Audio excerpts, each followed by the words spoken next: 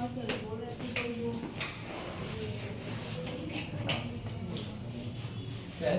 Ego कौन से PDF से पढ़ाते हैं? ईगो हाँ?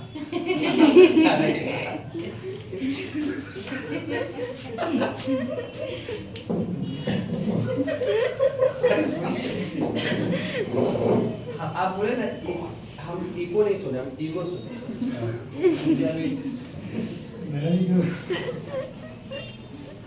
टॉपिक कुछ और चल रहा, इसीलिए वो चीज आ गया। आप कौन से पीडीएफ से करवाते हैं इकोनॉमिक? काय लेना है क्या? पढ़ना तो है सर। अरे वो एनसीईआरटी है मेरा। एनसीईआरटी है प्लस के जो बुक बनाया गया है उसी से ही हम पढ़ा, वो कंपाइलेशन जो किया गया है। अब ऐसा नहीं है कि वो नेट पे सर्च करके नहीं पढ़ा, मेरा पूरा कंपाइलेशन वो सिविल सर्विस का जो नोट्स होता है ना वहाँ से पढ़ा, तो प्रॉपर नोट्स बना हुआ है। हालांकि तो फैकल्टी सोर्स नहीं बताता है, लेकिन हम वो हैं कि जो बता दिया। सिविल सर्विस में जो नोट्स फॉलो करते हैं उसी नोट्स को मैं पढ़ाता है। मेरा नोट्स ये है, पूरा ये मेरा किताब का नोट्स है, इसी को अब यही मार्केट्स में आप किताब लेने जाइएगा तो 700-800 रुपये लग जाएगा, जो इकोनॉमिक्स का नोट्स होता है। हम लोग 3-4 बुक का कंपाइल करके फिर उसका एक पीडीएफ बना के फिर उसको पढ़ाया। ये गूगल सर्च करना, गूगल करना रहे तो कौन सा बुक यूज करते हैं गूगल सर्च करना? अगर आपको प्रॉपर अच्छे से इकोनॉमिक्स पढ़ना है तो उसके लिए 2 राइटर इंपॉर्टेंट है, एक आपका है संजीव वर्मा और एक है आपका नितिन सिंह धामिया। लेकिन वो उतना नीट नहीं है ना आपके पेपर का, आपके पेपर में तो 2 से 3 क्वेश्चन पूछा जाता है, वो भी कभी कभी। अगर आपको लग रहा है कि बड़े लेवल पे एग्जाम देना है तब ये सब बुक्स फॉलो कर सकते हैं। बाकी शायद हम आपको जो पीडीएफ दे दिए उसको प्रिंट करवा के स्पायरल करवा लीजिए, वो आपके पेपर के लिए काफ़ी है, उसमें एक्स्ट्रा पैसा खर्चा करने लगी। अभी जैसे जिन बच्चों का मान लीजिए एमटीएस का पेपर है या फिर मान लीजिए आने वाला 26 में जो ग्रुप डी का पेपर होगा, सॉरी वो रेलवेज या फिर और भी जो एग्जामिनेशन होगा, तो इस तरह का हम 2 पीडीएफ और बनाए हैं। कैसे हम आपको एक शो कर देते हैं, फिर हम टॉपिक पे आ जाएंगे आगे, और जो एक्स्ट्रा टाइम आपका ले लिए उसको हम एक्स्ट्रा एडिशनल कर देंगे। देखिए अभी जैसे एक पीडीएफ है, जैसे अभी जो बच्चे रेलवे ग्रुप डी का पेपर देने गए थे ना, और जिन बच्चों का मान लीजिए अभी CBT 2 का पेपर है रेलवे का 20 तारीख, तो बहुत सारे बच्चे जिनको हमको लगा दे दिए, जो हमसे मांगा हम दे दिए। अब ये वाला पीडीएफ ये वाला है, ये है आपका रेलवे, ये पूरा है आपका ये ईयरली कंपाइलेशन है, ये करंट अफेयर का, ये देख रहे हैं ना कंपाइलेशन इकोनॉमिक का नहीं, ये पूरा करंट अफेयर का कंपाइलेशन तो मुझे भेज दीजिएगा सर। भेज देंगे, ठीक है। तो इससे क्या फ़ायदा होगा ना कि एक जगह पूरा कंपाइलेशन है, क्वेश्चन इसी से ही बनेगा, इसमें सारा टॉपिक कवर है, इसमें सारा टॉपिक जो होता है ना कवर है, मतलब each and every topic cover है पूरे साल का। तैयारी करना है, 26 जो प्लान है पेपर देने का। नहीं ठीक है दीजिए, हमने बोली नहीं दीजिएगा तो कैसे हो। प्लस एक और चीज़ है जस्ट वर्ड,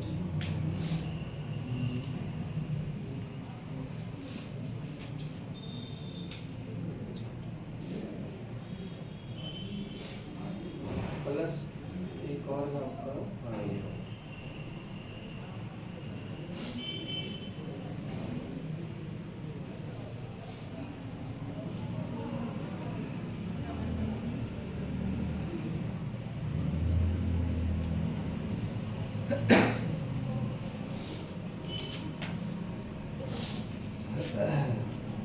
ये वाला जो पीडीएफ देख रहे हैं ना, ये वाला ये स्टैटिक जीके का 1 लाइनर है, ये पूरा क्वेश्चन आंसर है। ब्लैक बुक है ना सर ये? ना ब्लैक बुक नहीं, ये मेरा कंपाइलेशन है ब्लैक। अब हम लोग उतना पब्लिश करेंगे ये करेंगे तो फिर हमको यहाँ नहीं आना पड़ेगा, फिर तो अपना ही करना होगा, फिर मेरे पास समझ पा रहे ना। तो हम लोग भी बुक अपना पब्लिश कर सकते हैं, ऐसा नहीं है, लेकिन अभी फिलहाल के लिए नहीं करना, कुछ समय के बाद करें, थोड़ा सा और हो जाएगा उसके बाद, ठीक। आज का टॉपिक आप लिखिएगा please, reserve bank of India, RBI. देखिए आरबीआई के बारे में जब आप पढ़ेंगे तो इसको दो तरीके से पढ़िएगा। एक तो इसका हो जाएगा, हो गया, आते हैं। एक तो हो जाएगा आपका इसका हिस्टोरिकल बैकग्राउंड, मतलब ये पार्टिकुलर बैंक आया कैसे। और आपके पेपर में जो सबसे इम्पोर्टेंट है आरबीआई से रिलेटेड, वो उसका करंट अफेयर होता है कि करेंटली आरबीआई क्या कर रहा, क्या उसका काम है। और आप सभी को पता है कि आरबीआई की हेल्प से भारत के अंदर इन्फ्लेशन का कंट्रोलिंग है, मनी का जो प्रिंटिंग है, करेंसी का, वो तमाम काम है उसका। इकोनॉमी का ग्रो कैसे हो, एम्प्लॉयमेंट कैसे जनरेट्स हो, ये जो तमाम काम है आपका रिजर्व बैंक ऑफ इंडिया का आपका ये करेंट ओरिएंटेड है। और एक जो टॉपिक आपका है वो बेसिकली हिस्टोरिकल बैकग्राउंड है, लाइक आरबीआई कैसे आया, कब आया, क्यों आया, क्या वो नीड्स था, ये तमाम चीजें होगा। मतलब ये ईयर की और पिछली आया। हाँ, ये तमाम चीजें होगा। आप लोग मुझे बता पाएंगे कि रिजर्व बैंक ऑफ इंडिया का लॉ कब आया भारत के अंदर, आरबीआई का एक्ट कब आया, बताइए, जब तक उसको आंसर की भेज देते हैं। 1934, बिल्कुल राइट। और बताइए आरबीआई के बारे में आप लोग क्या क्या जानते हैं, पहले बताइए। आरबीआई एस्टेब्लिशमेंट हुआ था 1935 में। हाँ, और आरबीआई का फर्स्ट गवर्नर था ऑस्मान मिस्री। ठीक है। और भारत की तरफ से, हाँ, भारत की तरफ से आरबीआई का पहला गवर्नर कौन था? भारत की तरफ से प्लीज इसको आंसर कीजिए। भारत की तरफ से पहला कौन सा था, बता पाएंगे? सीडी देशमुख। और आरबीआई जब भारत के अंदर बना तो अभी फिलहाल वर्बली बता रहे हैं, ठीक है ना, अभी इसको अच्छे से एक्सप्लेन हम करेंगे। राइट, उसका टेस्ट ले रहे हैं, वो भी देखना पड़ेगा। देखिए सुनिए, आरबीआई को पढ़ने से पहले थोड़ा सा ब्रीफ समझ लीजिए बैकग्राउंड के बारे में, तब आपको पूरा अच्छे से अंडरस्टैंडिंग हो जाए। एक बार पढ़िए, सही से पढ़िए। देखिए, आप सभी को मालूम है कि हमारे देश में जो ब्रिटिश का एंट्री है, यानी अंग्रेजी, आई थिंक सो आपको याद होगा कि उसका एंट्री हुआ था 1607 में अजय सिंह। हाँ, 1606 सूरत में। नहीं, वो सब छोड़ दीजिए ना, सूरत छोड़िए, पहले सुनिए। 1607 में भारत के अंदर ब्रिटिश का आगमन हुआ था, मतलब वो आया था। अब जो ब्रिटिश आया था तो उस वक्त भारत के अंदर मुगल एम्पायर था। हाँ, अब तमाम लोगों को मालूम होगा, आप मेडिवल हिस्ट्री पढ़े हैं। मेडिवल हिस्ट्री के अंदर ये मुगल एम्पायर था। अच्छा, इस मुगल एम्पायर में भी कौन था आपका, तो वहां पर जहांगीर बेसिकली। लेकिन जैसे ये ब्रिटिश आता है और इससे परमिशन लेना चाहता है कि ट्रेड करने के लिए, जहांगीर जो है डायरेक्टली मना कर देता है, क्योंकि ऑलरेडी ब्रिटिश का जो है, ऑलरेडी जहांगीर का जो है ट्रेड चलता है किसके साथ, पोर्टुगीज के साथ। यहाँ तक क्लियर है बात? हाँ। कोई दिक्कत नहीं। लेकिन कुछ सालों के बाद ब्रिटिश को परमिशन फिर मिल जाता, पोर्टुगीज को हारने के बाद ब्रिटिश से फिर ब्रिटिश को परमिशन मिल जाता है किसके थ्रू, जहांगीर के थ्रू, कि भारत में आप अपना ट्रेड सेटलमेंट कर सकते हैं।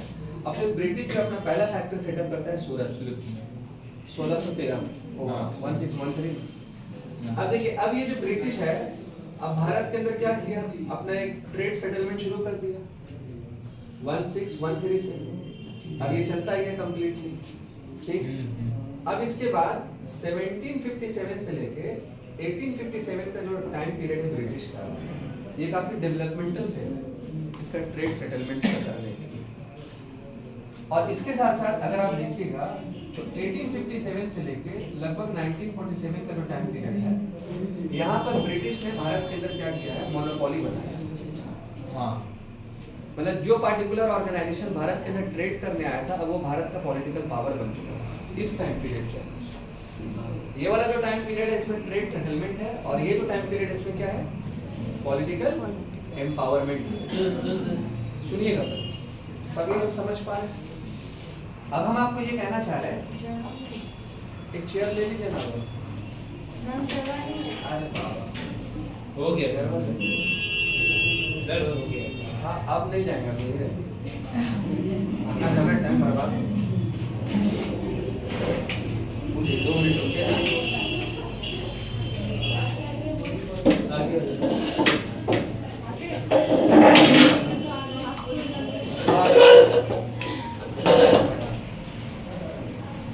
राष्ट्रवाद कहाँ बैठे?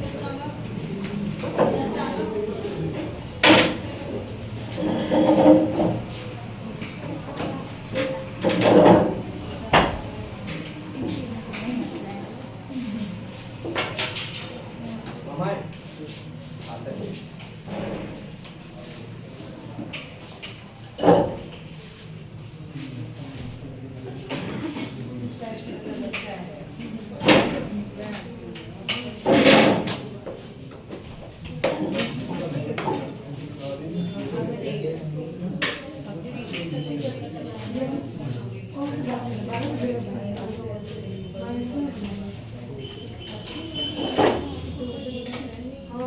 देखिए सुनिएगा प्लीज।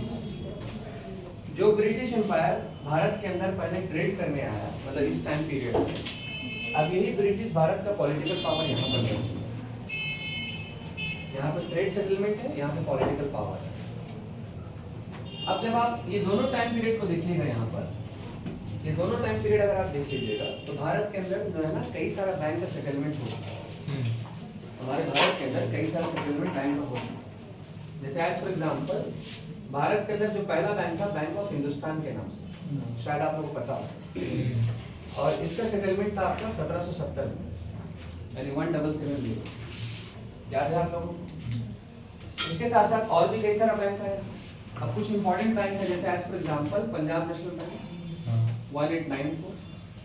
उसके बाद कई सारा बैंक जो 19th सेंचुरी में है, जैसे as for example Bank of Baroda आप ले सकते हैं, ये 1908 में है। एसबीआई तो 1955 का है, बट उससे पहले अगर हम बात करेंगे तो आप कह सकते हैं इंपीरियल बैंक। इंपीरियल बैंक ये 1921, बट इसी इंपीरियल बैंक का 3 पार्ट है। एक है आपका bank of Bombay, bank of Calcutta और बैंक ऑफ मद्रास। ये तीनों को मिला देंगे तो बन जाएगा imperial bank of India. Imperial bank उसका मेन जो हेड क्वार्टर है वो किधर पड़ेगा? वो उस वक्त था बेसिकली आपका बॉम्बे में। उसके बाद 1921 में ये मर्ज हो गया 3 bank, bank of Bombay, bank of Calcutta, bank of Madras. इसको हम लोग प्रेसिडेंसी बोलते हैं। अलग अलग प्रेसिडेंसी का उस वक्त हेड ऑफिस वहीं था, लेकिन जब ये मर्ज हो गया इंपीरियल के नाम से तब ये चला गया बॉम्बे के पास, यानी उसका हेड ऑफिस। और फिर यही बैंक बाद में रीनेम हो गया स्टेट बैंक ऑफ इंडिया। ये कब हुआ? 1955 में। ठीक है, ये तो लेटेस्ट है पूरा। बट हम आपको क्या बताना चाह रहे हैं कि इस टाइम पीरियड के अंदर आप देखिएगा भारत के अंदर इतना सारा बैंक आ चुका है। हम ये कहना चाहते हैं क्योंकि हमको बैंकिंग का एंगल से लेकर चलना है। इस टाइम पीरियड में जब भारत का इतना सारा बैंक आ चुका है, और देखिए तमाम जितना भी बैंक आया है सब ब्रिटिश के टाइम में आया है। बैठ गया और ये जो तमाम आया है वो सब कब आया बताइएगा? ब्रिटिश के टाइम पीरियड में ही आया। उसके बाद मतलब कि नहीं आया, उससे पहले बोल सकते हैं, क्योंकि 1770 अगर है तो देखिए जो ब्रिटिश का ही टाइम पीरियड है बेसिकली देखा जाए। तो अब हमारे देश के अंदर इतना सारा तो बैंक है। अच्छा, चलाने वाला बैंक को कौन है? आरबीआई। कहाँ से आरबीआई? अभी तो आरबीआई का नामो निशान है। चलाने वाला उसको ब्रिटिश है। लेकिन हो सकता है कि वो लोग जो भारत के ही रहने वाले हैं वो लोकल पीपल से भारत के, क्योंकि अगर आप इसके बारे में जब आप पढ़िएगा पीएनबी के बारे में, तो इसका जो फाउंडर है मेन वो लाला लजपत राय साहब है। लाला लजपत राय जी, लाल बहादुर शास्त्री नहीं, पता है लाला लजपत राय। अब सवाल यहाँ पर ये है कि आखिर क्या वो नीड हुआ कि जिसकी वजह से ब्रिटिश को भारत में एक सेंट्रल बैंक बनाना। देखिए पहला तो नीड ये था कि इतना सारा बैंक होने के साथ साथ हमारे देश के अंदर ब्रिटिश के टाइम में कोई सेंट्रल बैंक तो नहीं था। आप देख ही सक रहे हैं, पहला तो नीड ये होगी।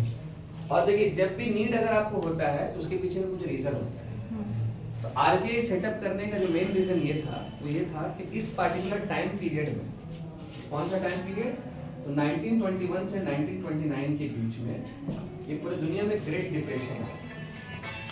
क्या आया था? पूरी दुनिया में ग्रेट डिप्रेशन है।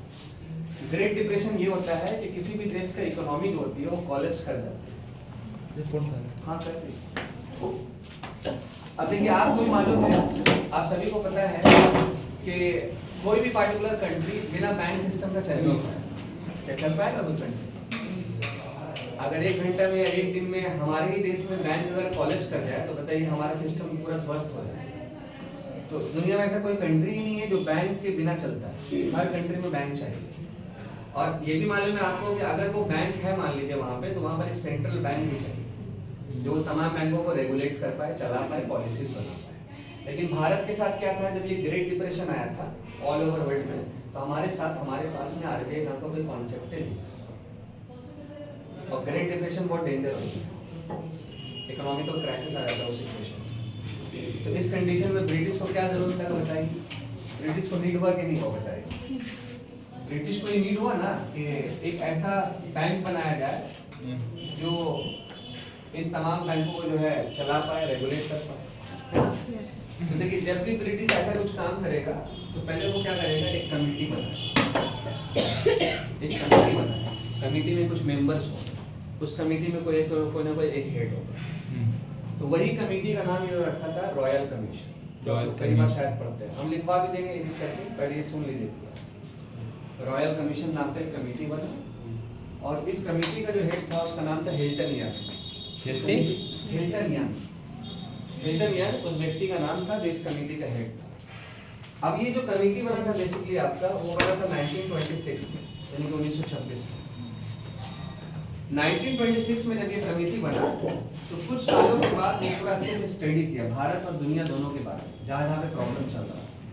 स्टडी करने के बाद देन फिर फाइनली वो ब्रिटिश सरकार को रिपोर्ट्स प्रेजेंट किया। अच्छा, इसी 1926 तक B.R. अम्बेडकर साहब का एक बुक आया था जिस बुक का नाम था the problem of the rupee या फिर मनी। तो जब ये हिल्टन कमीशन था बेसिकली आपका, तो B.R. अम्बेडकर साहब के बुक को भी स्टडी किया था, उससे भी बहुत सारी चीजों को लिया, उससे भी आइडिया मिला। प्लस स्टडी किया तो एक और आइडिया मिला कि आखिर क्राइसिस कैसे हुआ। देन भी फाइनली जब रिपोर्ट सबमिट हुआ ब्रिटिश को, तो ब्रिटिश सरकार ने फिर अपने असेंबली के अंदर 1934 में एक लॉ पास किया जिसका नाम था, आप जो बताए, RBI एक्ट 1934 के नाम से, भारतीय रिजर्व बैंक एक्ट 1934। ये लॉ पास किया गया और ठीक इसके जस्ट कुछ ही साल के बाद 1 अप्रैल 1935 में हमारे देश के अंदर RBI की शुरुआत हुई। और शुरुआत जो हुआ आप सभी को पता है कैलकाटा से हुआ था। लेकिन अब जब ये शुरुआत हुआ था 1935 से, तो 1935 से लेके 1937 तक RBI का जो हेड ऑफिस था वो कोलकाता था। बट 1937 से लेकर के अब अभी राइट नाउ या फिर आने वाला जब भी होगा, अब ये चला गया कहाँ पे, तो मुंबई में चला गया। आप यहाँ तक समझ पाए कि नहीं? मुंबई में ब्रांच है। हाँ, मुंबई में ब्रांच नहीं है, मुंबई में हेड ऑफिस है। आप यहाँ तक समझ पाए कि RBI का लाने का मेन बिजनेस एक्चुअल में क्या है? सिंपल। दूसरी बात, एक और एंगल समझ लीजिए, हम इसको मिटा देंगे। देखिए जिस समय में RBI आया ना, तो हमारे भारत का जो नेशनल मूवमेंट है ना काफी तेजी से था। गांधी जी भी भारत में, अंग्रेजों के ऊपर जरा से भी भरोसा नहीं, जरा से भी भरोसा नहीं। और उस समय में एक ऐसा बैंक लाया जा रहा है जो भारत का बनेगा सेंट्रल बैंक, जो तमाम बैंकों को चलाएगा। तो बताइए वहां पर लोग भरोसा करेगा बैंक के ऊपर? बिल्कुल नहीं करेगा। इसीलिए RBI को कुछ समय के लिए सरकारी नहीं रखा गया था, प्राइवेट रखा गया। 1935 से लेके लगभग 1948 तक RBI हमारे देश में सेंट्रल बैंक तो था, लेकिन वो प्राइवेट शेयर होल्डर के थ्रू काम करता है, पार्टनरशिप के थ्रू काम करता है। समझे? इंडिपेंडेंस था। हाँ, आफ्टर इंडिपेंडेंस था। हाँ, इंडिपेंडेंस के जस्ट कुछ साल के बाद 1948 तक चला और उसके बाद फिर एक लॉ फिर पास हुआ, फिर RBI को सरकारी फिर बनाया। लेकिन इस दौरान जो RBI था ना, वो प्राइवेट की तरह काम कर रहा था एज ए सेंट्रल बैंक। और साथ साथ इस दौरान में एक कस्टमर जो है अपना जाके यहाँ पे अकाउंट भी ओपन करवा सकता है, जैसे आज के दौर में हम नॉर्मल बैंक में करवाते हैं। लेकिन अब 1948 का समय जैसे आया 1948, तो अब आप याद कीजिएगा भारत को आज़ादी है 1947 में। हाँ। सिंपली आपका अब जब भारत का आज़ादी 1947 में है बेसिकली आपका, तो इसी दौरान आप देखिएगा कि पार्टीशन भी हुआ हमारे देश का। हाँ, इंडिया पर। तो एक बना आपका पाकिस्तान, एक बना बांग्लादेश, सॉरी इंडिया। हाँ। तो अब पाकिस्तान वाला का कहना था कि जो रिजर्व बैंक ऑफ इंडिया है वो तो भारत में चला गया, तो हम क्या करेंगे? हमको भी तो चाहिए, क्योंकि मेरे पास तो है ही नहीं है। तो फिर उस वक्त जो लॉर्ड माउंटबैटन था और भी जो भारत के लोग थे, उन्होंने तय किया कि जब तक पाकिस्तान का आरबीआई नहीं बनता है तब तक ऐसे आरबीआई जो भारत वाला है वो पाकिस्तान का भी रहेगा उस समय। और यही सेम आरबीआई बर्मा का भी था, सेम टू सेम 1948। बर्मा बोले तो म्यांमार, ठीक है। अब जैसे ही 1948 आया तो फिर पाकिस्तान वाला अपना बनवा लिया होगा। अब बनाया नहीं बनाया समझे, लेकिन जो एग्रीमेंट था वो बता दिए हम आपको, ठीक है ना। अब 1948 में ही क्या हुआ फिर कि भारत के अंदर एक कानून पास किया गया जिसका नाम था transfers to public ownership act 1948। Transfers to public ownership, इसका मतलब ये होता है प्राइवेट पब्लिक नहीं बता रहे, सुनिए। वो पार्टिकुलर चीजें जो भारत के अंदर अंग्रेजों ने बनाया है, आज से वो तमाम चीजें जो बना हुआ है वो भारत सरकार को ट्रांसफर होता है, उसका ओनरशिप उसको ट्रांसफर होता है। क्योंकि कल होकर के फिर वही अंग्रेज भारत में आके क्लेम नहीं करे ये मेरा वो मेरा वो मेरा वो मेरा। तो एक लॉ के थ्रू ये पास कर दिया गया। और फिर जस्ट उसके कुछ ही पल के बाद 1949 में एक लॉ पास हुआ, that is called banking regulation act 1949। और यही बैंकिंग रेगुलेशन जो एक्ट है 1949 का, इसके थ्रू ओवरऑल आरबीआई जो पहले प्राइवेट था उसको नेशनलाइज किया गया, मतलब सरकारी बनाया गया। मेरी बात यहाँ तक क्लियर है पूरा तमाम। अब छोटा छोटा पॉइंट हम आपको लिखवा देंगे एज ए हिस्टोरिकल बैकग्राउंड के बाद। कोई ऐसा डाउट से तो पूछ लीजिए।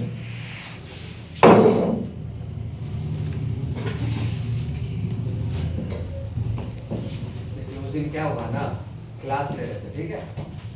अब एज ए फैकल्टी कॉल आता है, आप कितना इग्नोर मारेंगे कॉल, अब कोई बार बार कर रहा है तो जाना पड़ेगा। तो अब हम मेरा कॉल आया, हम चले गए बाहर, वो सीढ़ी पे हम बात कर रहे थे। अब जैसे ही हम बात करके बस वहाँ पहुँचे ही हैं, वो सामने देख रहे हैं एक लड़का उधर, एक लड़का को उसके फेस पे पूरा मार है। अब हम गेट ओपन किए जल्दी, अब हो जाएगा ना बात कि आप पढ़ा रहे थे सर, फिर आप झगड़ा हो गया, तो अब तो हम बांध के नहीं ना रखेंगे भाई, सिक्कड़ से बांध के कि नहीं करना कुछ, बच्चा तो नहीं है आप। अब फाइनली अब वो लड़का को छुड़ा रहे हैं और भी 2-3 लोग छुड़ा रहे हैं उसको, क्या समझे। अब हम भी छुड़ा रहे हैं और भी छुड़ा रहे हैं, तो वो मान ही नहीं रहा है, मतलब उसको क्या हो गया हमको समझ में नहीं, साइको टाइप का होता है ना कोई। तो लास्ट में ये लोग भी आ गए, जो मैम लोग हैं, जो सर हैं। तो अब इनका एक चेयर तोड़ दिया, बगल में एक बच्ची बैठी हुई थी, उसको भी चोट लगी। तो इतना एग्रेशन किस बात का, वो समझ में नहीं आया, इतना एग्रेशन किस बात का। अब वो लड़का को ऐसा मारा है ना कि यहाँ पे पूरा ब्लैक कर दिया, पूरा बहुत कस के मार दिया। अब वही जो मारा है तो वो हम देख लिए। अब हम कुछ बोले नहीं, क्योंकि देखिए जो मैनेजमेंट है वो समझेंगे, हम अपना जाके चुपचाप से वहाँ बैठे देखते हैं आगे क्या होता है। अब वो जो लड़का है जिसको मारा, बेचारा गया फेस धोने के लिए, फेस धोया वो, हम बोले भाई इसको रगड़ना मत वरना आप भी। अब वो भी लड़का बाहर निकला, इन लोग बाहर निकल दिए, तो बैठे वहाँ पे, तो बोला अब हम जा रहे हैं, क्लास नहीं करेंगे। वो लड़का तो चला नहीं, मार जो खाया वो तो बेचारा अच्छा लगा है, वो तो खाने के बाद भी बेचारा क्लास लेकिन गलत है ना। आप पहले सोचिए, पढ़ने ना आ रहे आप लोग, नाटकबाजी कर रहे। अगर मान लीजिए वो लड़का भी, अगर वो लड़का पूरा वो लोकल लड़का है, बहुत ही शांति वाला होगा, तभी वो लोकल लड़का है।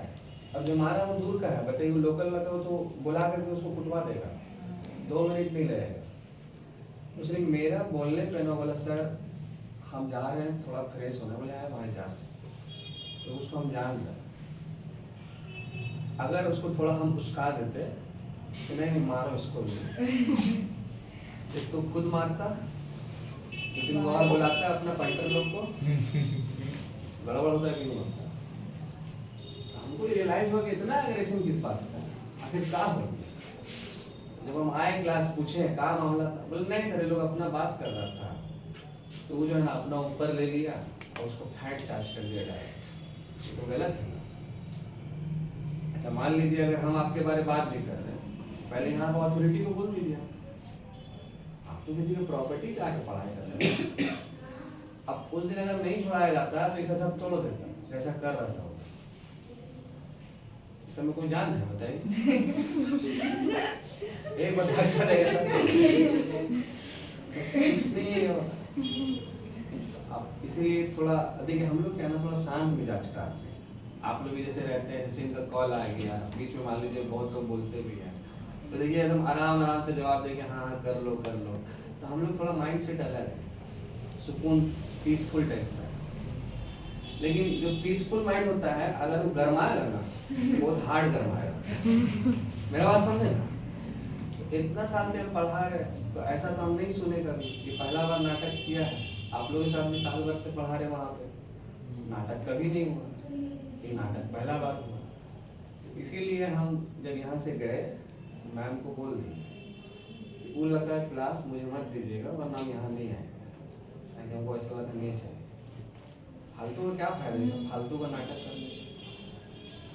फिर बाद में इल्जाम आ जाएगा ना कि सर आप पढ़ा रहे थे झगड़ा होगी। तो बच्चा लोग बोला सर आपका क्या गलती, आपका तो कॉल आएगा और हम तो जाएंगे, हम आपको थोड़ी बांध देंगे बेड़ियों से कि भाई था मैं करना है कुछ भी। बोलिए यहाँ निकलने के बाद आपको जो करना है करिए, यहाँ से अगर निकल रहे हैं आप जो करना है करिए, लेकिन अगर आप यहाँ कीजिए तो सही नहीं। और मेरा ये मानना है कि आप यहाँ से निकलने के बाद भी काहे कीजिए, एक अच्छा इंसान का थोड़ी पहचान है कि आप रोड पे वो फैंटा फैंटी और ये सब कॉलर धरा नहीं कीजिए, फिर तो पढ़ा लिखा बेचारा में उसमें काम क्या ही फर्क पड़ जाएगा। तो अब इसीलिए हम बोले कि नहीं पढ़ाना है भाई सबको, ये सब फालतू टाइप का दिमाग खराब करने वाला है, इसलिए हम बीच में नहीं आए, हम नहीं आए क्योंकि हमको मन नहीं कर रहा था यहाँ पे आने, क्योंकि वो इंसिडेंट ऐसा होता है तो अच्छा नहीं लगता। उस दिन क्लास का माहौल ही बदल गया था, पढ़ाने का मन ही नहीं कर रहा था। फिर 15-20 मिनट के बाद फिर थोड़ा फिर से वार्म अप होकर के फिर हम पढ़ाया वहाँ। उसमें क्या पढ़ाएंगे, उसका फुला दिया पूरा मार हम क्या बोलेगा पढ़े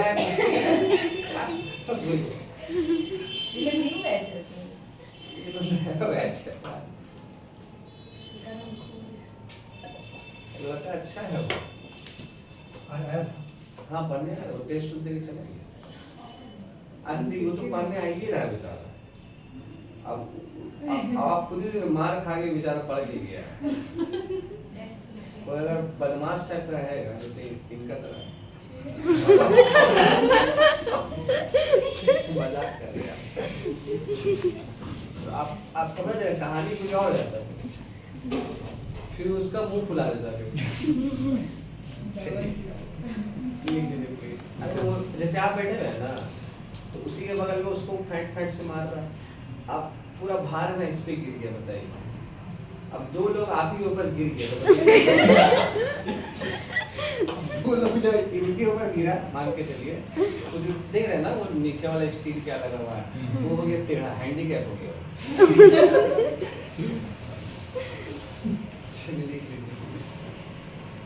अब देखिए यही कॉल आ गया हमारे एक मेरा कॉल है, ठीक है, यही जो कॉल आया ना आप लोग मत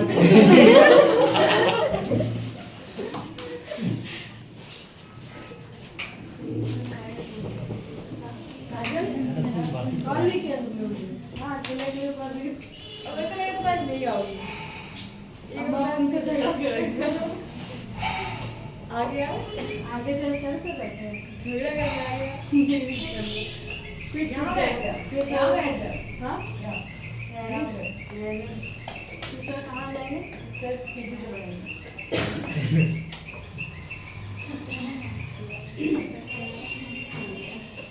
हमको लगा तू नहीं आएगा मेरे को लगा तू नहीं आएगा देख लिए हाँ धुरंधर धुरंधर ये क्या है मूवी है नहीं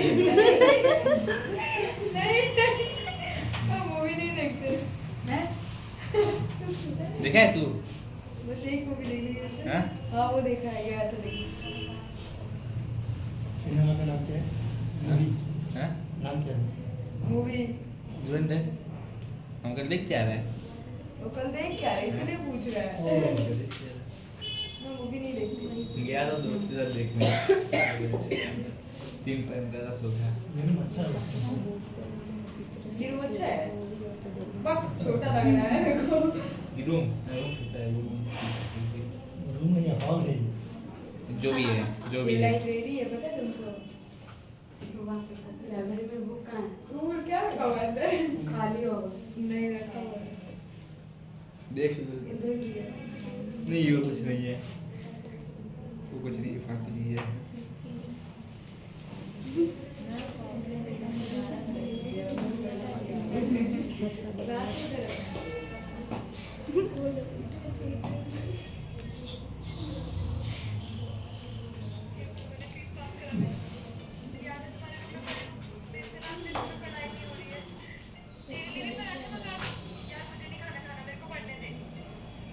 इधर भी कुछ है तुम्हारे दोस्त थोड़ी बहुत है मेरे को भी दिखा शॉर्ट्स मैं भी देखूंगी यहाँ रख के देखो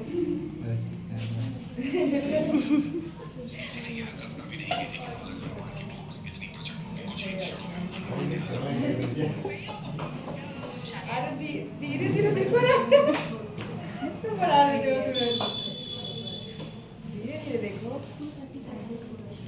ये क्या लगा रहा है सारा मिल जेठालाल शंकर जी ये कौन है काली जी नहीं तो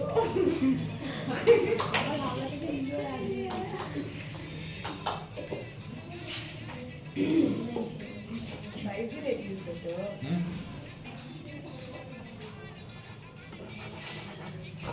इसका लड़ाई करोगे बोले बाबा यार जलंधर है इसमें क्या चल रहा है जलंधर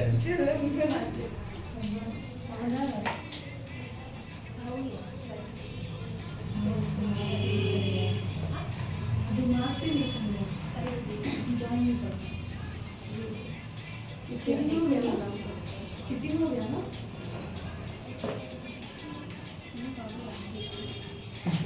दोनों हो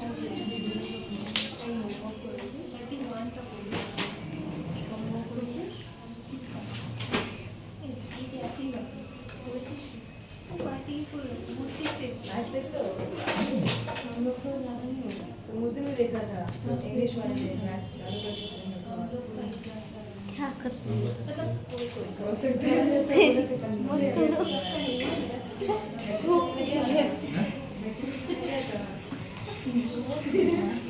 क्या चल रहा है तो वो ग्रेजुएशन हो गया बोलो ना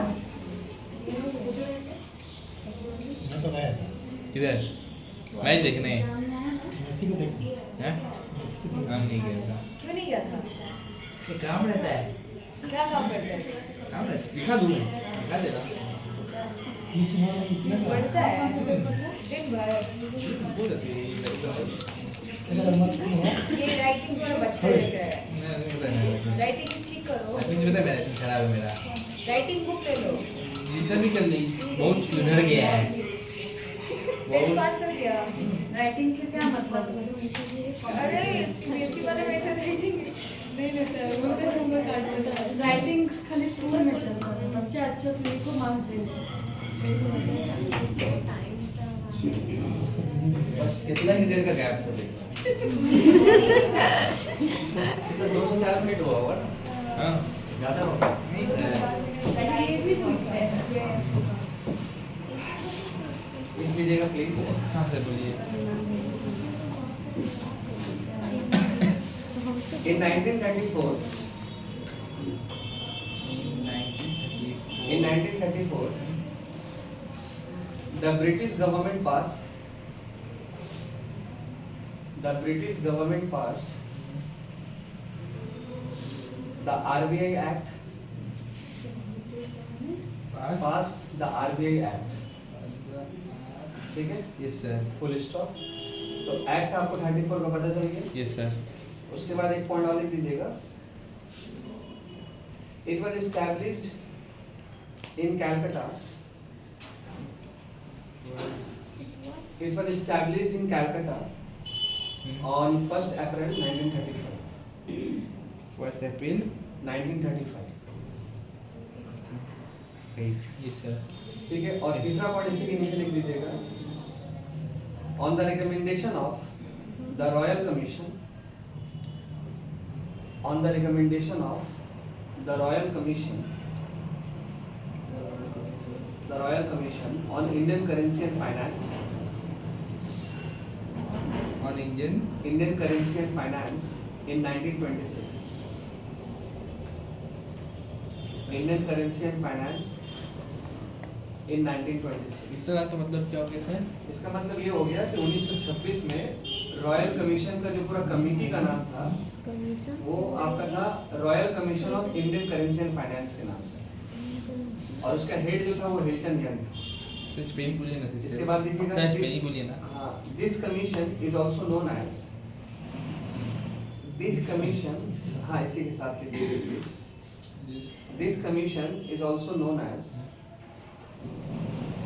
this commission is also known as the Hilton Young Commission, HILTON, Hilton YOUNG, Hilton Young, उसके बाद commission, the Hilton Young Commission, full stop। और इसके बाद एक आखिरी point, the RBI concept was based on the strategy, the RBI concept was based on the strategies, the RBI concept was based on the strategies formulated by, this होगा based on the strategy formulated by Dr. B.R. Ambedkar, Dr. B.R. Ambedkar in his book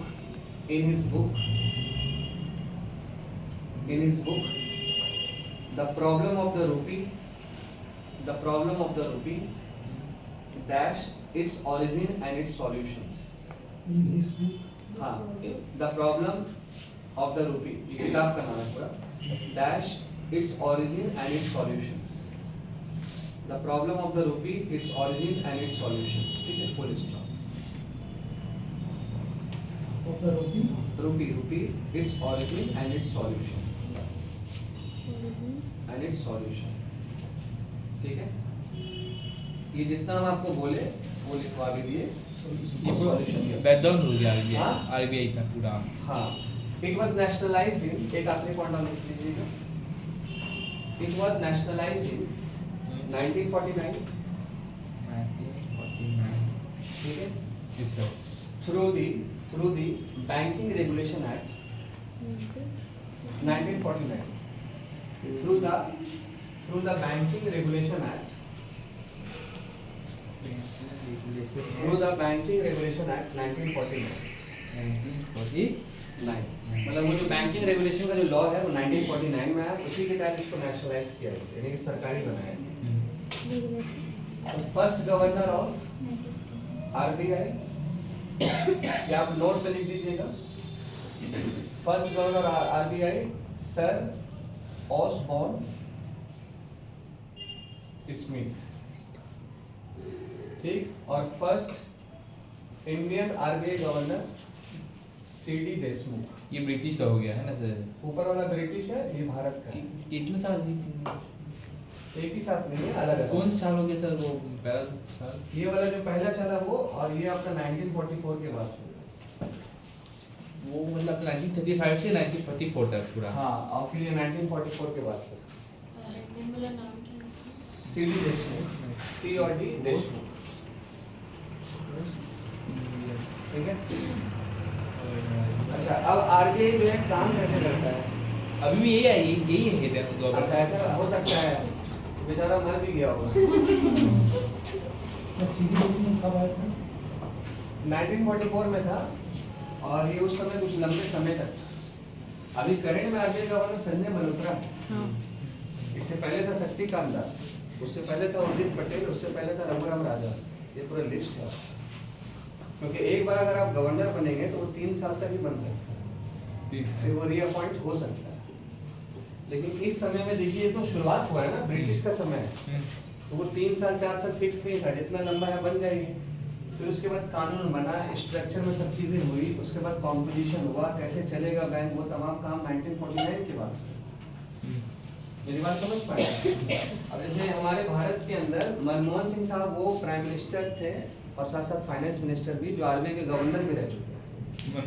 Manmohan Singh थे, उससे भी question रहता है आपके paper. अब यहाँ पे लिखिएगा कॉम्पोजिशन कि आरबीआई जो है वो काम कैसे करता है। कॉम्पोजिशन ऑफ आरबीआई, ये कॉम्पोजिशन आप देख लीजिएगा। आरबीआई का वर्किंग स्टाइल क्या है, कैसे काम करता है, कौन हेड होता है। देखिए आरबीआई का सबसे टॉप पोजीशन जो होता है वो होता है सीबीडी, यानी कि शॉर्ट, ये फुल फॉर्म लिखिएगा central board of director. Central board of director, ये सबसे इसका टॉप लेवल पर, ठीक है, सबसे top level central board of director CBD. अब सीबीडी के अंदर ये 3 पार्ट होता है। सीबीडी के अंदर 3 पार्ट है। कौन कौन सा पार्ट है? पहला आप लिखिएगा ऑफिशियल डायरेक्टर, मतलब मेन। हाँ, उसके बाद लिखिएगा नॉन ऑफिशियल डायरेक्टर। ऑफिशियल मतलब जो आरबीआई के अंदर में काम करते हैं वो लोग, नॉन ऑफिशियल मतलब जो आरबीआई से काम बाहर वाले कर रहे हैं, आउटसाइड वो लोग जो अपॉइंट होकर इसमें आए हैं। और तीसरा हो जाएगा अदर्स। अदर्स में से कौन कौन आता है? अभी लिख पाएंगे? ठीक। अब ये जो ऑफिशियल डायरेक्टर है बेसिकली आपका, तो इस ऑफिशियल डायरेक्टर में एक होगा बेसिकली आपका गवर्नर, ठीक, एक हो जाएगा गवर्नर, और उसके साथ साथ आपका 4 हो जाएगा डेप्यूटी गवर्नर। 4 तो ये कितना हो जाएगा? 1 + 4 5, ये हो जाएगा 5। अब आ जाइए नॉन ऑफिशियल के पास। तो नॉन ऑफिशियल में टोटल 10 डायरेक्टर होगा, 10 डायरेक्टर्स फ्रॉम वेरियस फील्ड्स, ये लिख दीजिएगा, from various fields, from various fields and 2 government officials, और जो सरकार की तरफ से आदमी रहेंगे।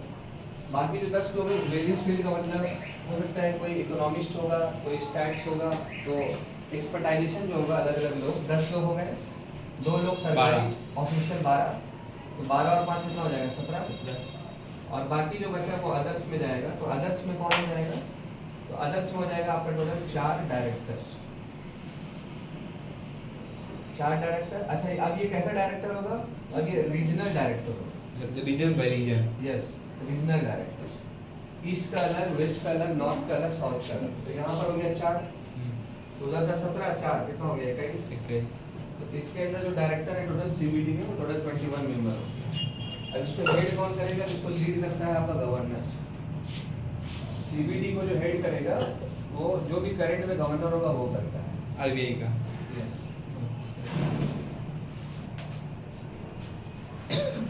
ठीक है। अच्छा, इसमें से जितना भी डायरेक्टर है इस साइड में या फिर इधर जितना भी ले रहे हैं, इधर में या इधर में जितना ले रहे हैं आप, तो इनका जो अपॉइंटमेंट होता है ये 4 सालों के लिए होता है, 4 सालों के लिए। और एक बार कोई व्यक्ति अगर बन जाएगा तो वो दोबारा नहीं बन सकता, मतलब री अपॉइंटमेंट नहीं होगा। आधार में, हाँ, आधार में भी अपन अदर्स में और नॉन ऑफिशियल में इधर का गेम अलग है। ये इनसाइडर है या आउटसाइडर है, अच्छा। मेरी बात समझे? तो ये जो 4 साल वाला मामला बताया हम, इसके लिए नहीं बताया, इधर वाला बताया।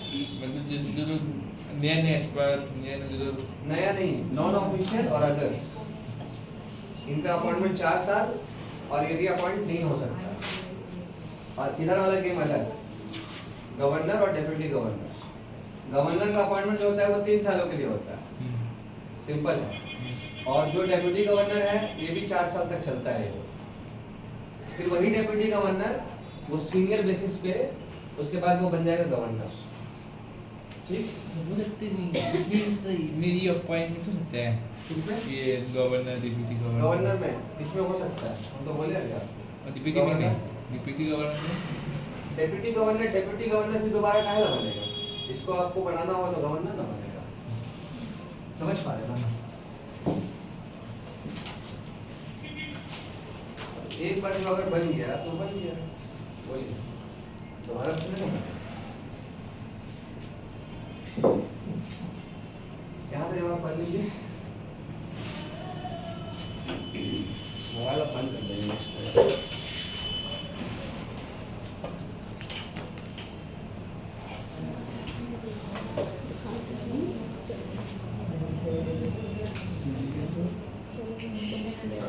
सर आएंगे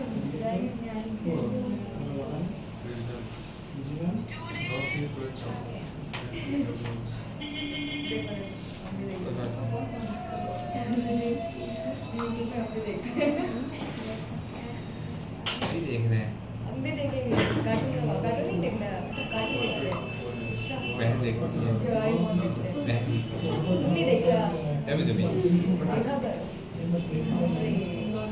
स्टेटस देखो इतना सारा लगाया, अरे बाप रे पूरा भाया हुआ है, इतना लगा दिया एक ही दिन में।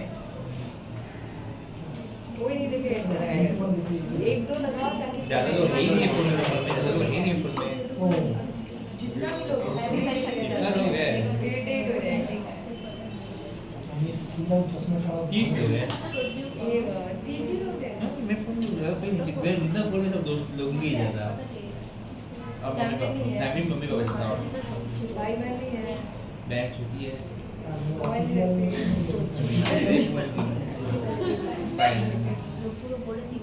जो जिन लोग देखना है ना देख रही है। पूरा इंट्रोडक्शन ले लेंगे। बता तो दिया मम्मी पापा ये और वो।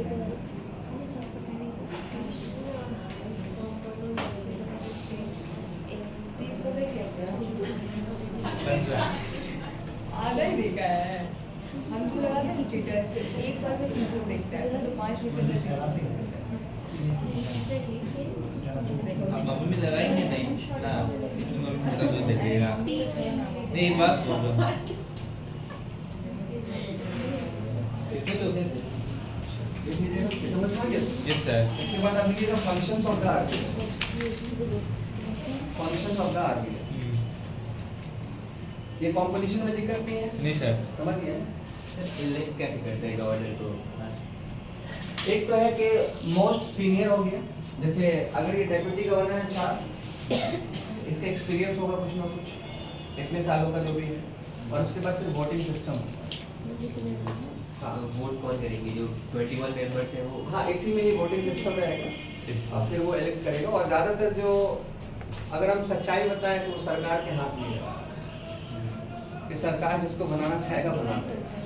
तो फिर वहाँ पर फिर ये रहेगा कौन सीनियर और कौन जूनियर, लेकिन रूल्स तो यही बोलता है।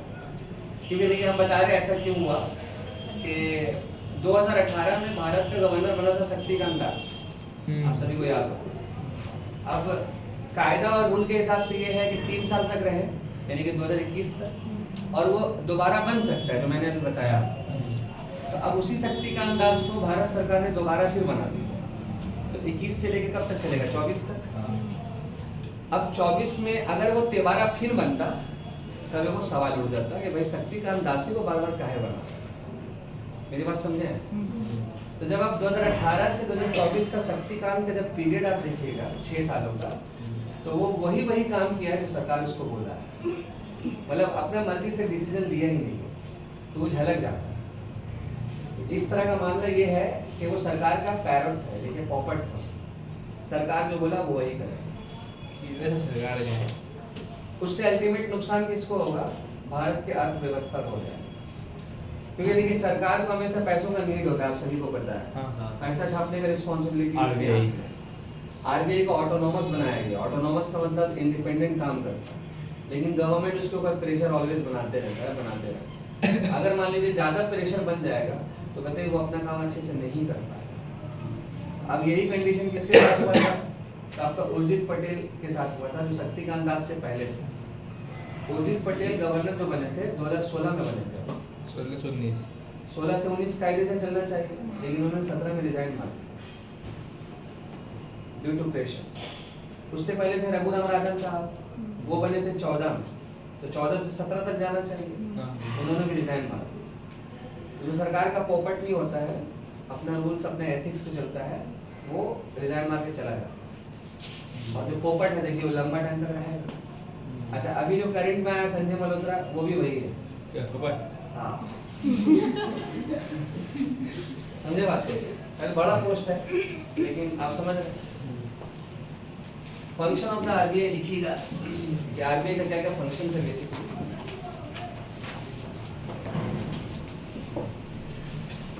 फंक्शन ऑफ द आरबीआई में लिखिएगा आरबीआई का क्या क्या फंक्शन है। पहला जो फंक्शन हो जाएगा, इशूअर ऑफ करेंसी नोट्स। हाँ। करेंसी नोट्स का इशू करता है कि पहला वो उसी के हाथ में रहता है। हाँ, तो इसके अंदर एक लाइन और लिख लीजिए, करेंसी नोट्स के बारे में एक लाइन आप लिख लीजिए। पानी ये आपका पीने का है, फिर हम बाहर जाएंगे बोले फिर आप बाहर गए।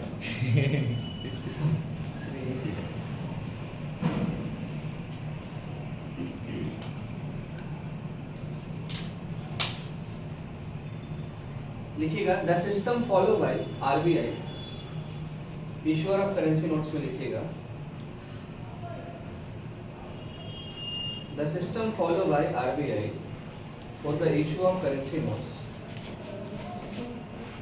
The system followed by RBI for the issue of currency notes is known as the minimum reserve system. Is known as the minimum reserve system, MRS. कि क्या हो गया? हम बताएंगे, सांस लेते। मिनिमम रिजर्व सिस्टम, MRS, उसको अंडरलाइन करें। मिनिमम रिजर्व सिस्टम, MRS, यहाँ से क्वेश्चन आता है। अच्छा, अंडर द MRS सिस्टम या under the MR system, minimum reserve system में क्या होता है कि the RBI is required to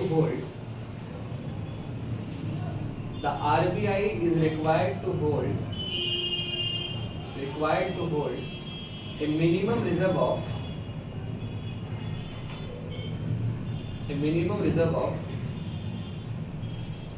gold and foreign securities.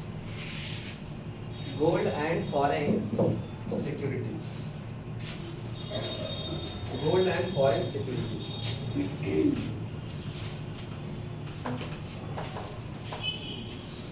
Gold and foreign securities. ठीक है?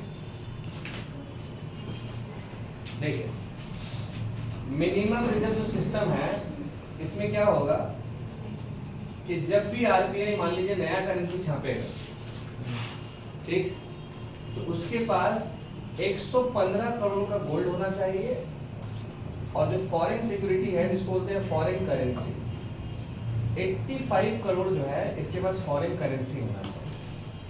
मतलब डॉलर, येन, युआन, रेनमिनबी, इस तरह का करेंसी, नॉट रुपीस, वो होना चाहिए 85 करोड़ टोटल अमाउंट, और 115 करोड़ का गोल्ड, तब ये मिल के बन जाएगा 200 करोड़। तब जाकर के वो नया नोट छाप सके, अदरवाइज वो नहीं छाप पाएगा। That is called MRS system. अच्छा, ये सिस्टम हम लोग कहाँ से लिए थे? ये सिस्टम हम लोग लिए थे इंग्लैंड से, और ये सिस्टम हम लोग कब लिए थे? तो 1957 से, 1957, 195 से। समझ पाए? हाँ, क्यों? बिकॉज आप जैसे नोट छाप रहे हैं, वन किस्म, जैसे हम आप ही लोग उदाहरण दे देते हैं कि जैसे आने वाला कुछ दिनों में मान लीजिए न्यू ईयर फेस्टिवल, अब हो सकता है बहुत सारे लोग पिकनिक में जाएंगे या घूमने जाएंगे, तो बताइए एक प्लान होगा कि नहीं होगा? प्लान होगा उनका। अब पता ये चला कि उनके पास जो टोटल अमाउंट है वो है 1000। कितना अमाउंट है? 1000। अब ये 1000 रुपया वो लेकर के चला गया घूमने के लिए। अब इसके बाद उसके पास कुछ नहीं बचा है, एकदम जीरो है। 1000 रुपये लेके गया, और वो 1000 रुपया उसके जीवन का बिल्कुल अंतिम पैसा है, इसके बाद कुछ नहीं है। और जाके मेला उला में जहाँ भी तहाँ घूम फिर के 1000 में खर्चा करके आ गया। आप बताइए आने के बाद फिर क्या करेंगे? आप ही लोग बताइए क्या करेंगे? मतलब उस जीवन का अंतिम पैसा आने के बाद कुछ नहीं करेगा, रोएगा, धोएगा, कहीं पर मांगेगा, भीख मांगेगा, कुछ ना कुछ तो होगा। मेरा कहने का मतलब ये है कि जब भी आरबीआई अगर पैसा छापेगा तो उसके पास इतना रिजर्व होगा तभी वो छाप पाए।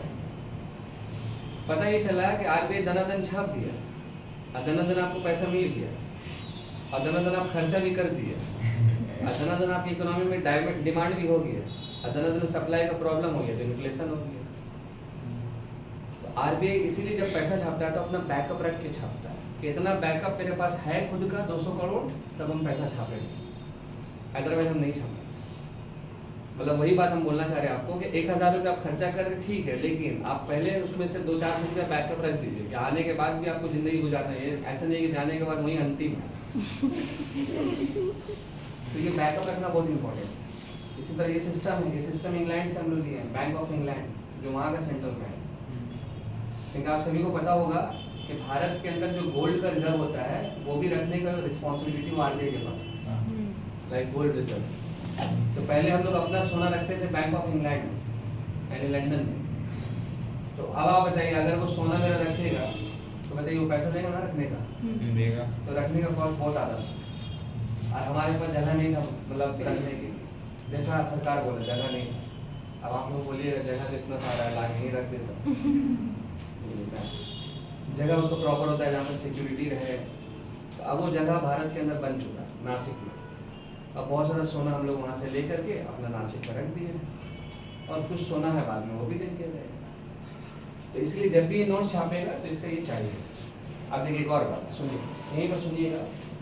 अब देखिए रिजर्व बैंक ऑफ इंडिया जब भी कोई, सुनिएगा, जब भी कोई करेंसी अगर प्रिंट करता है, करेंसी प्रिंट करता है ना, तो वो करेंसी प्रिंट करेगा आरबीआई एक्ट 1934 के अकॉर्डिंग, उसके बाहर नहीं जाएगा।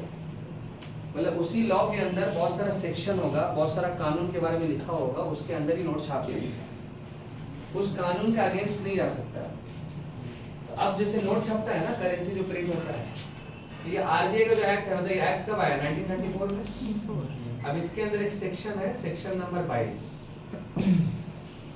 ये सेक्शन नंबर 22 के अकॉर्डिंग, 22 के अकॉर्डिंग आरबीआई नया करेंसी छापता है। ठीक, अब आप बताइए भारत में कितना तरह का करेंसी है? Paper currency, not coin. बताइए 10 का है, 20 का है ना, 20 का नहीं, 50, 100, 500 और 200। पहले आप लोगों का दोस्त था ना 2000 का, दोस्त को साइड में रख दीजिए। अब ये जितना भी करेंसी आप देख रहे हैं इसको हम बोलते हैं डिनोमिनेशन। क्या बोलते हैं? अभी चल ही नहीं रहा, डिनोमिनेशन बोलते हैं। अच्छा 2000 भी चल रहा था पहले और 2016 में क्या कहानी पता है आपको, है ना, उसमें नहीं जाएंगे। अब जो 2000 रुपये चल रहा था ये भी डिनोमिनेशन था, लेकिन ये बेचारा को फिर कर दिया, इससे गुस्सा हो गया पब्लिक को। 2000 का नोट से पब्लिक लोग गुस्सा था हो गया। बोलिए क्यों? जैसे चाय पीने गए, अब जब जाएंगे थोड़ी देर के बाद, चाय पीने गए, 1 2 3 लोग, 7 के 21 रुपया को 21 रुपीज ऐसे निकाले, 2000 ले मार। बताइए रिटर्न कितना करना उसको? 1979 17। तो बताइए क्या बोले? बोले पागल हो नहीं भाई साहब, पहले बोलना चाहिए चाय पीने से पहले। ऐसे ही होता है ना। और जो सियाना आदमी तो पैसे नहीं दिखाएगा, पहले खा लेगा हंस के। वैसे टोटो का भाड़ा भी होता है आपके पास 100 रुपया, पहले ही दिखा दीजिए, नया भाड़ा नहीं होगा, बैठाने वाला छोड़ दे, फंस गया होगा, गाड़ी घूमता बाद अलग। आते हैं मेन पॉइंट, ये होता है डिनोमिनेशन। ठीक, और अगर कोई नोट बंद हो गया तो होता है डिमोनेटाइजेशन। मेरी बात समझ गए? अब जो नोट छाप रहा है बताइए, बहुत सारा होता है ना सर। हाँ, नोट छाप रहा है तो कौन सा सेक्शन है? 22 है। अब जो नोट छपा, अब ये कौन कौन सा छपेगा? डिनोमिनेशन है, तो ये सेक्शन है आपका 24। कितना सेक्शन है? 24। अच्छा, जो नोट छप करके बोला वापस, यानी डिमोनेटाइजेशन, अब ये सेक्शन है आपका 24 सब क्लॉज 1। देखिए लगातार 3 और 24, ये 22 24 देखिए 24 का 1 है कि नहीं? तो बताइए 22 में क्या है? 22 में आप नोट छाप सकते हैं। कितना तरह का छाप सकते हैं वो 24 में? और जो छपा हुआ बेचारा वापस 24 सबसेक्शन 1 यानी कि अमेंडमेंट हुआ है। ऐसे ही करके ऐसे 10-12 सेक्शन आपको पढ़ना होगा इसके अंदर। अच्छा एक और बात, भारत के अंदर जो करेंसी नोट्स होता है पेपर करेंसी, वो मैक्सिमम आप कितना लिमिट है छापने का? एक नोट कितना लिमिट हो सकता है छापने का? जैसे अभी तो आप बताए ना 10,000 20,000, तो मैक्सिमम कितना था यहाँ पे? 2 तो ये ऐसा मैक्सिमम कितना तक का छाप सकते हैं? कितना तक का नोट भारत के अंदर छाप सकते हैं अकॉर्डिंग टू दिस लॉ? समझे बात? क्वेश्चन समझे? अकॉर्डिंग टू दिस लॉ जो मैक्सिमम नोट है वो 10,000 का नोट भी छाप सकते हैं, यानी एक जो नोट होगा 10,000 का होगा। अब बताइए कितना अच्छा होगा? चाय पीने जाएंगे ले भाई 10 मैक्सिमम 10,000 छाप सकते हैं। अब आप बोले छापा कभी क्या? हाँ, पहली बार छापा था 1938। अब छापा तो बंद भी हुआ होगा, उसके बाद यही नोट हुआ बंद हो गया 1944 में। फिर उसके बाद दोबारा फिर छपा 10,000 का नोट, 10,000 का। 2 बार छपा, दोनों बार बंद हो गया। वही अब उसी तरह कॉइन है, तो बताइए कॉइन कितना तरह का है भारत में? एक का छोटा वाला कितनी को? 2 5 10 20 अब 20 से बुलाया हुआ है, खाली नाम का लालच है, लीजिए 20। ठीक, 50 का कॉइन है क्या? नहीं। अब ये जो कॉइन है ना, तो कॉइन छपने का जो रूल्स है वो अलग है। ये मिंट होता है, ये मिंटिंग होता है, पंच होता है, पंच। अब आप देखिए, अगर आप नोट छाप रहे तो कौन सा लॉ? 1922 34 सेक्शन है अलग अलग। अच्छा सेक्शन। और अगर आप कॉइन मिंट कीजिएगा तो इसके लिए है कॉइनेज एक्ट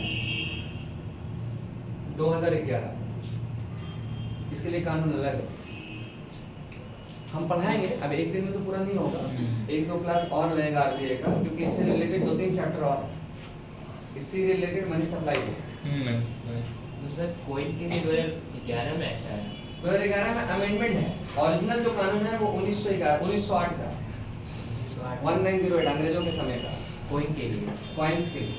और फिर 1934 में भी था। 1930 वो पेपर करेंसी को आरबीआई के लिए आया, और उसी में फिर पेपर करेंसी को जोड़ दिया।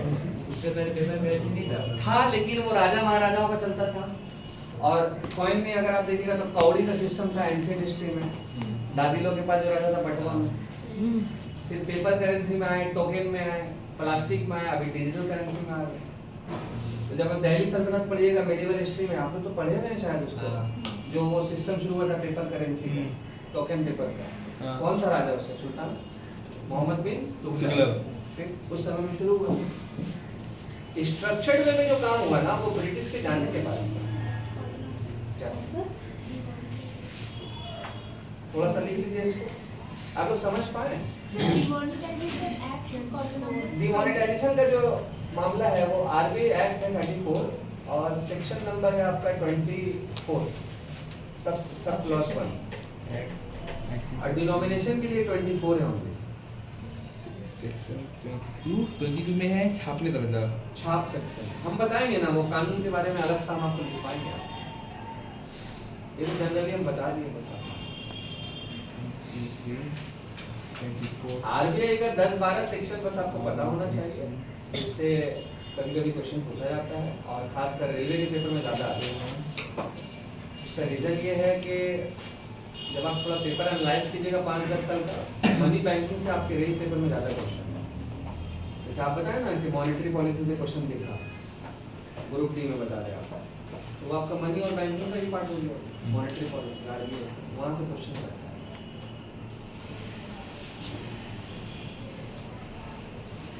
दूसरा फंक्शन आप लिखिएगा, बैंकर टू अदर बैंक्स।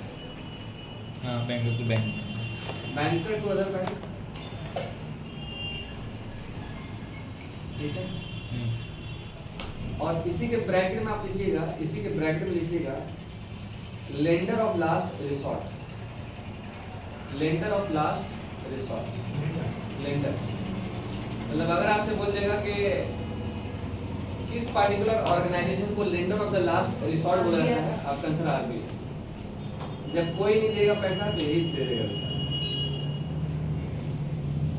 इसके बाद लिखिएगा बैंकर टू द गवर्नमेंट, ये सरकार का भी बैंक है, स्टेट और सेंट्रल दोनों है, ठीक है। बैंकर टू द गवर्नमेंट, ठीक है। उसके बाद आपका फॉरेन एक्सचेंज मैनेजमेंट। हाँ foreign exchange management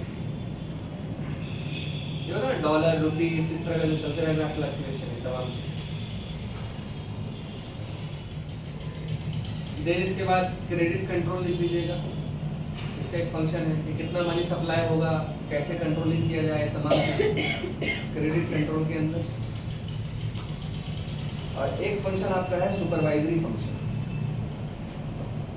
supervisory function में लाइसेंस देना, पेनल्टी लगाना, ये तमाम काम आ जाएगा। इसका एक नोट सब भेज देंगे आपको डिटेल्स में। सुपरवाइजरी फंक्शन कई बार आरबीआई रिपोर्ट्स भी लेता है बैंकों का, क्या चल रहा नहीं चल रहा। कई बार रेट भी पड़ता है बैंक के पास। ये तमाम चीजें सुपरवाइजरी में आ जाती है। उसके बाद promotional function of the RBI, promotional function. क्योंकि देखिए आरबीआई भारत का सेंट्रल बैंक है तो पब्लिक को अवेयर करना होगा, साइबर थ्रेट से बचाना होगा। ये तमाम चीजें प्रोमोशनल में आता है। आप देखिएगा अमिताभ बच्चन जी का ऐड चलता है, आरबीआई कहता है बोल करके। ये तमाम चीजें इसका प्रोमोशनल फंक्शन आता है, उसमें खर्चा होता है।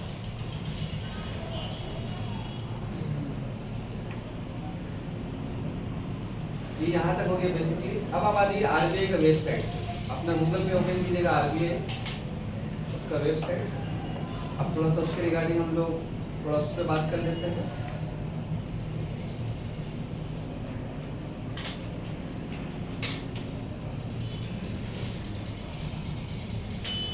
आरबीआई करवाएगा तो अच्छे से।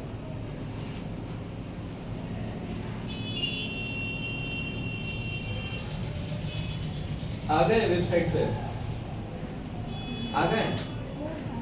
आरबीआई का साइट ओपन किया ना ये वाला, नाम किस वेबसाइट? आरबीआई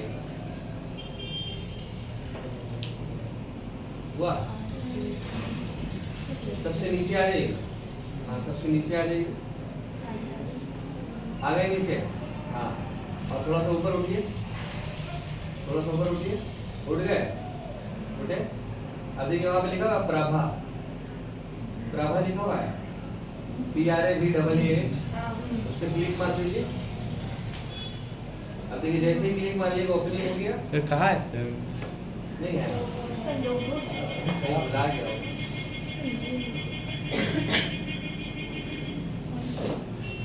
तो स्लो हो गया हो। स्लो है ना? हाँ मिल गया। कितना बज रहा है? 1:30 बज रहा है। हाँ ये लंच भी है वो सर्वर पूरा वो इन लोगों का सिक्योर है। वो जैसे आप आरबीआई के साइड में जाइएगा ना, आप तो जाइए आरबीआई के साइड में जाइएगा ना तो 1 सेकंड आपका रिकॉर्ड होगा मोबाइल का। उसमें जितना एक्टिविटीज कीजिएगा सब रिकॉर्ड होगा। कुछ ही नहीं रहा है। आपका नहीं मतलब जनरली मोबाइल है। मैं सिर्फ ऐसे ही ना। हाँ वही देखिए फुल फॉर्म लिखा हुआ है। फुल फॉर्म है ना? Platform for regulatory.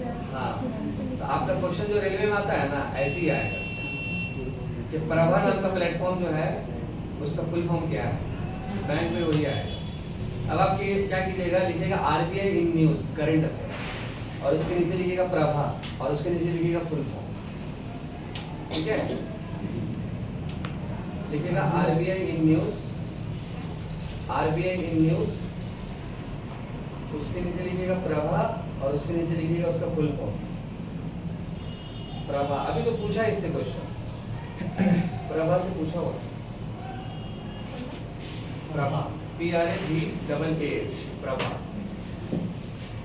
अभी एक और आया है रिया, रिया सुने ना? हाँ नहीं सुने? रिया लड़की का नाम सुने होंगे लेकिन रिया भी एक और लॉन्च हुई है। यही सब जो करंट चलता है ना यही पूछता है। रिया और एक और नाम है अंकिता। रिया अंकिता ये सबसे क्वेश्चन लिखना है सर? जी नहीं प्रभा पहले लिखिए। हाँ प्रभा में क्या लिखे? Platform for regulatory application validation and authorisation. हाँ मतलब अब आरबीआई जितना भी लाइसेंस देगा सब इसी प्लेटफॉर्म के थ्रू देगा। जिसको लाइसेंस लेना है किसी काम करने के लिए अब वो ऑफिस में ही जाएगा, ये ऑनलाइन एप्लीकेशन है इसके माध्यम से हो जाएगा। लाइसेंस को तो टाइप का है? बहुत सारा लाइसेंस होता है, मतलब ट्रेड करना है या कुछ और काम करना है, बहुत सारा है। अब आपको नया फाइनेंशियल कंपनी बनाना है तो लाइसेंस चाहिए कि नहीं चाहिए? तो जितना भी फाइनेंस और इकोनॉमिक्स का काम होगा सब आरबीआई करवाएगा, तो प्रभा के माध्यम से हो जाएगा। अब उसी फाइल में उसी पेज में अब देखिए मानी लिखा हुआ, मानी MANI मनी।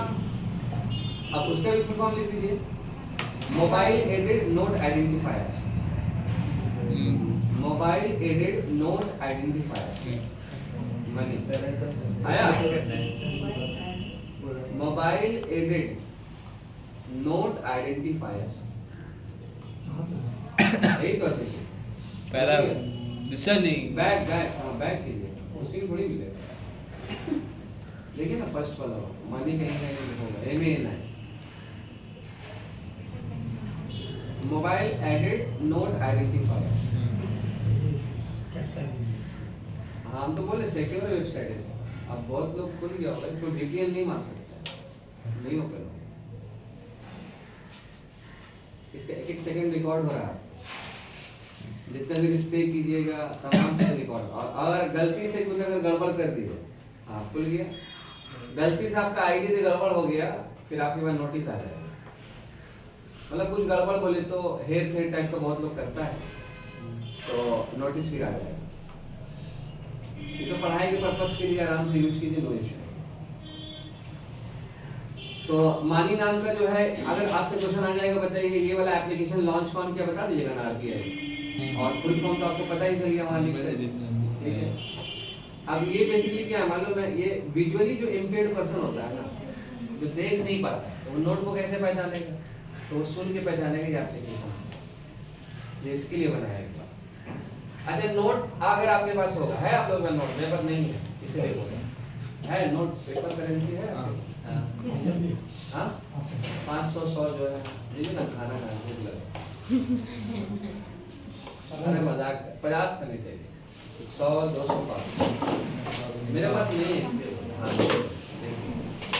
ये जो वैसे हम मान लीजिए हम देख नहीं पा रहे, 500 का चाहिए, हाँ खाना खाने के लिए $5 आपको ये जो नोट आप देख रहे हैं ना, ये जितना भी नोट देख रहे हैं ना, अरे सुनिए दादा, ये जो नोट आप देख रहे हैं ना, इन नोट का ये वाला हिस्सा जो है ना, देखिए लकीर होगा साइड में। अब आंख बंद कीजिए और नोट को पूरा छुइए, और साइड में थोड़ा छुइए, देखिए उठा हुआ लगेगा। अरे आंख बंद कीजिएगा तब ना समझ में आएगा। वो बेचारा किसके लिए, जो बेचारा देख नहीं पाता उसके लिए बनाया गया। जैसे हम मान लीजिए अंधा है, हमको नहीं देख सकते, तो हम ऐसे करके देख रहे हैं, टोर है ना, टोर है तो देखिए यहाँ लिखा हुआ, देखिए ऐसे करके यहाँ पे यहाँ उठा हुआ ना, ये मेरा पहचानने के लिए, ये आगे स्पेशली बनाया है। तो इसीलिए मानी नाम का एप्लीकेशन उन्हीं लोगों के लिए बनाया है, मोबाइल नोट आइडेंटिफायर जो इसका फुल फॉर्म है। दिख रहा है ना, थोड़ा बहुत लग रहा है ना उठा हुआ, लग नहीं लग रही, साइड वाला जो लकीर है उसको देखिए। अगर मोड़ा बोल रहा है तो फिर मोड़ा पोड़ा छोड़ दीजिए, आप पुतलीबाजी करना है तो कुछ भी कर सकता है। हम बता रहे हैं कि जस्ट इसका क्या मामला है, नोट का थोड़ा उठा हुआ रहता है, खरखरा लग रहा है ना, ये 100 किसका था जी, दे दे भाई, एक दो तीनों पार्टी पिज्जा, ठीक है, तो वो नोट होता है, ठीक है। अगला आप लिख लीजिएगा उसी में, इससे तो बराबर क्वेश्चन है, वो हो जाएगा उद्गम।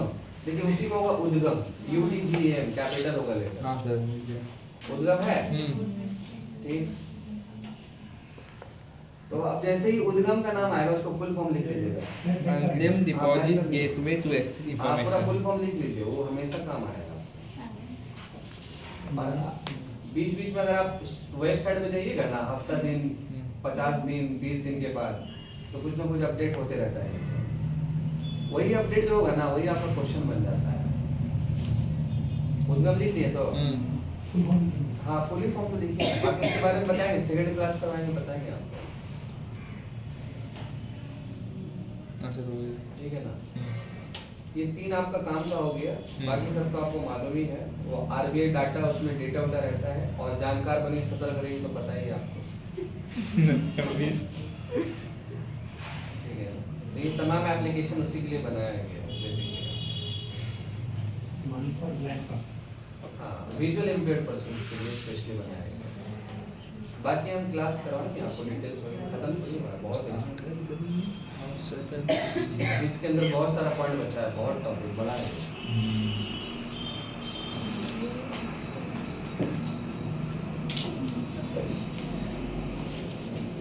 अच्छा, कुछ स्कीम्स लिख लीजिएगा इससे रिलेटेड, जो सेकंड क्लास में आके आपको डिटेल्स में पढ़ाएंगे।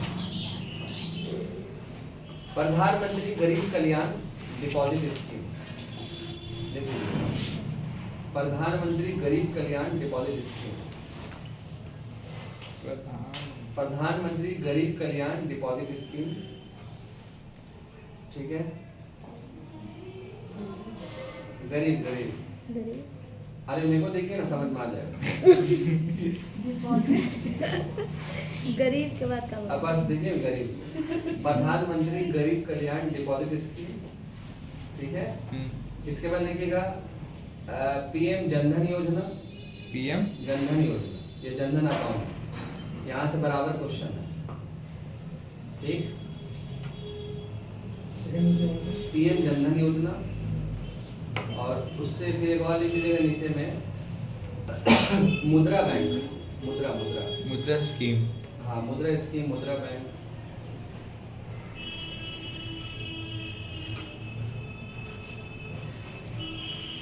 ठीक है। और इसके बाद लिख दीजिएगा एक और फाइनेंशियल इंक्लूजन इंडेक्स। कैसा? फाइनेंशियल इंक्लूजन इंडेक्स, ये इंडेक्स रिलीज करता है आरबीआई, ठीक है। फाइनेंशियल इंक्लूजन इंडेक्स ये आरबीआई का है, ये सबको हम पढ़ाएंगे डिटेल में। कंज्यूमर कॉन्फिडेंस सर्वे एक अलग सा, कंज्यूमर कॉन्फिडेंस सर्वे, और एक लास्ट है आपका हाउस होल्ड इन्फ्लेशन एक्सपेक्टेशन सर्वे। कंज्यूमर कॉन्फिडेंस, कंज्यूमर कॉन्फिडेंस सर्वे ये भी करता है आरबीआई सर्वे, और एक हो जाएगा household inflation expectation survey, household inflation household inflation expectation survey, ये भी यही करता है।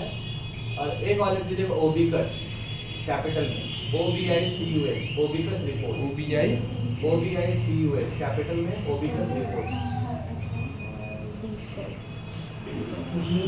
ओबिकस OBICUS रिपोर्ट्स, हम ये सब पढ़ा देंगे आपको। और एक लास्ट आप लिख दीजिएगा सर्वे ऑन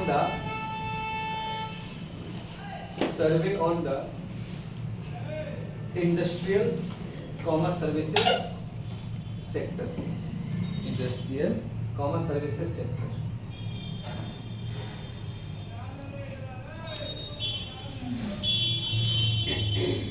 चलिए, इसको आप यहीं तक रखिए, बाकी इसको हम अच्छे से बताएंगे पूरा कंप्लीट। लेकिन कुछ 2-4-5 मिनट हम आपसे रेगुलर एमटीएस स्पेशल थोड़ा रैपिड फायर पूछते हैं आपसे, देखते हैं।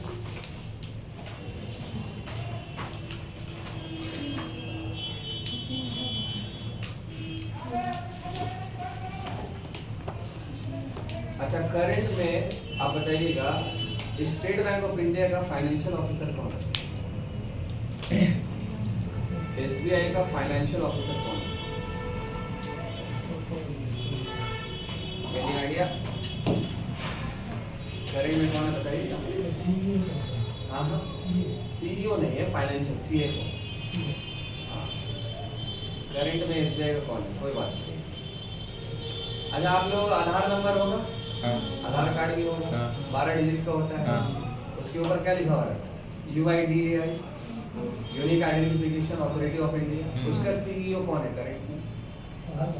हाँ, UIDAI। Who is the correct CEO of UIDAI? कोई बात नहीं।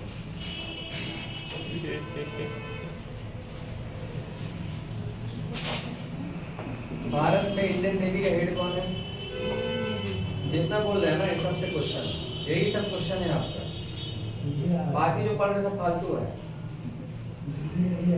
देखिए, ये जो पीडीएफ है ना, ये जो पीडीएफ देखा है ना, ये वाला, ये पीडीएफ है रामबाण है। रामबाण का मतलब ये हो गया, ये पढ़ लो बस खत्म हो गया। इसमें तमाम चीज़ें हैं पूरा। ये बच्चों को पीडीएफ देंगे तो पढ़ भी नहीं करता तो बोले रामबन है। इसके बाहर से हम ऐसा नहीं क्लेम कर रहे हैं, अभी जितना पेपर हुआ है सब इसी पीडीएफ से क्वेश्चन बना है। पीडीएफ भेज दीजिए। जितना क्वेश्चन बना है आप हम चैलेंज करके बोल रहे थे, आप क्वेश्चन ला के दिखाइए और इस पीडीएफ से मैच करा दीजिए। ये बना दिया रामबन। रामबन मतलब हो गया कि जैसे अभी मार्केट्स में जो पिनाकल ब्लैक बुक मिलता है ना, तो वो बनाया है ओवरऑल एनालाइज करके, और ये बनाया है एक्चुअल पेपर के अकॉर्डिंग। दोनों में फर्क होता है। नहीं, ये मेरा भी है और 2-4 लोगों का है, सब संघर्ष करके बनाया है, एक का कंट्रीब्यूशन नहीं है इसमें। और इसमें इंस्टीट्यूट का लोगो भी नहीं, क्योंकि मेरा इंस्टीट्यूट तो कुछ है ही नहीं और अगर कोई है भी तो छोड़ दीजिए। लेकिन जो बना दिया है रामबन। अब देखिए इसमें क्या क्या टॉपिक कवर किया है जो आपको किसी भी बुक में नहीं मिलेगा। बुक बोले तो आपको 4-5 बुक पढ़ना होगा तब मिलेगा, हम दे देंगे वो, ठीक है। अब देखिए इसमें टॉपिक क्या कवर किया है, कुछ चीज़ें तो आपको मालूम भी होगा। जैसे अब जो इम्पोर्टेंट जैसे बिल आया, इम्पोर्टेंट जो बिल आया, एक्ट आया, है ना। अब रेलवे ग्रुप भी जाइए एग्जाम देने, जो भी गए होंगे, अब हो सकता है इनके सिर्फ में नहीं पूछा, आपके सिर्फ में पूछा होगा, वक्त एक्ट से पूछा, इससे पूछा, इन्हें कोई ना कोई क्वेश्चन आंसर लग गया, वही सब इसमें बना दिया है। उसके बाद फिर देखिए क्या बनाया है, स्पोर्ट्स को तो पूरा भरिए दिया है, क्योंकि स्पोर्ट्स से क्वेश्चन ज़्यादा आ रहा है। अब स्पोर्ट्स में क्या बना दिया है, देखिए नेशनल गेम बना दिया, 7वां खेलो इंडिया गेम, 2nd खेलो इंडिया गेम, 5वां खेलो इंडिया गेम, पहला खेलो इंडिया गेम, पहला खेलो India water sports game, Padma award, arjuna award, ये जितना भी है बना दिया।